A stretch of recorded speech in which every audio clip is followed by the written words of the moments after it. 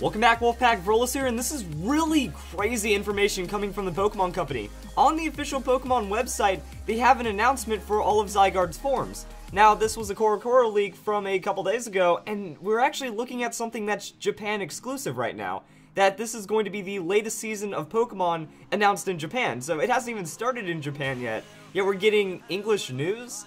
So that's something really interesting that the Pokemon Company has never done, but nonetheless, we have all of the information that we need right here. So this is information about the Cell, the Core, the 10% form, and the Perfect form, so let's go and read this off really quick. Zygarde Cell. This stage has been identified as the single cells that make up Zygarde. Cells do not possess any will or thought process. They're found scattered throughout the region. Since they can't use any moves, researchers question whether it can even be called a Pokemon. Then we have the Core. At this stage, the aspect of Zygarde is little more than parts of the Pokemon's brain. Unlike the cells, the cores are self-aware and can communicate with cells and cores via telepathy. After that, Zygarde's 10% form. When a core grabs 10% of the cells, it becomes a 10% form, and it can travel over 60 miles per hour. So it's a really fast Pokemon.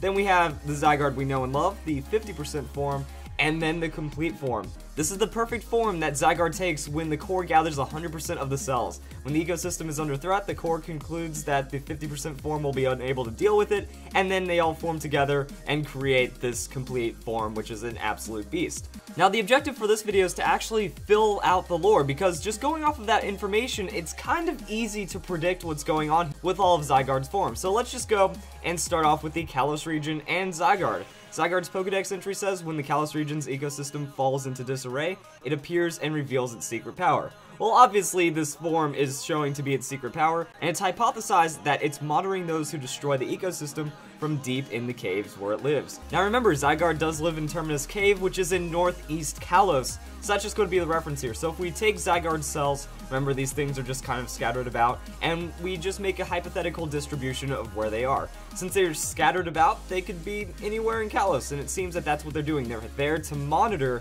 for Zygarde. But if we look at the moves Thousand Waves and Thousand Arrows, they resemble the cells in a way, because Zygarde splits apart. That because Zygarde is at its 50% form and we know that it's capable of dividing into its cells, it shows that maybe Zygarde is using the cells to attack with Thousand Waves and Thousand Arrows, and it does make a lot of sense. So if we go off of that, and if Zygarde's regular form can use Thousand Waves, Thousand Arrows, even if it can't, there's probably tons of the cells scattered about Kalos. So let's just say there's a lot of them. And now we have to go and look at the cores. Remember, the cores can actually communicate with the cells. Pretty much think of the cells like remote eyes that are just like keeping track of things, and then the core is like, alright, what's going on right here? So, say there's a problem going on in an area. Well, that means the core can actually communicate with the cells and then grab 10% of them to become the Zygarde dog, or the Zygarde 10% form. Since the Zygarde 10% form is fast, and it's actually a very powerful Pokemon, or a somewhat powerful Pokemon at least, can run over to there and it can deal with the problem as needed. That's where I feel the speed is a big part about this. That the speed is like, okay, we're going to gather the cells, we're running to where there's a problem, and then we're going to take care of it. However, what if there's a huge problem? What if there's that disaster that the cores don't think that Zygarde 50% can deal with? That's why I feel like this is actually where the Zygarde 10% form comes into play. That say there's probably about 5 cores, that way 5 cores become the other 50% through Zygarde dogs, and then they all can rush. They can book it to Terminus Cave if something goes wrong, because alright, now we just have like the 5 Zygarde dogs, and then they can use that 60-mile-per-hour speed to run really fast all the way to Terminus Cave, form with Zygarde, and then create Perfect Zygarde.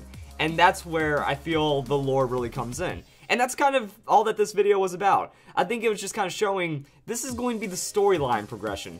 This is going to be the lore behind Zygarde. That it's pretty much just the things are scattered about everywhere. If there's a little bit of a problem, 10% deals with it. If there's a moderate problem, 50% deals with it. And if things go down, then everything kind of forms together into the Perfect Zygarde form, and then we deal with it that way. So now we actually get to see what that giant shadow figure was. It looked a lot more ominous in the trailer leak, but now that we have this, we can see that this is the direction that Pokemon is going in with Zygarde. So it does make a lot of sense. I'm pretty sure a lot of you guys could have figured that one out. Like, yeah, this feels like the right progression for it. So that's kind of it for now. This is going to be for the XYZ anime, and we really just have to see how it unfolds. So if you guys enjoyed the video, I hope you all have a nice day. Thank you for watching.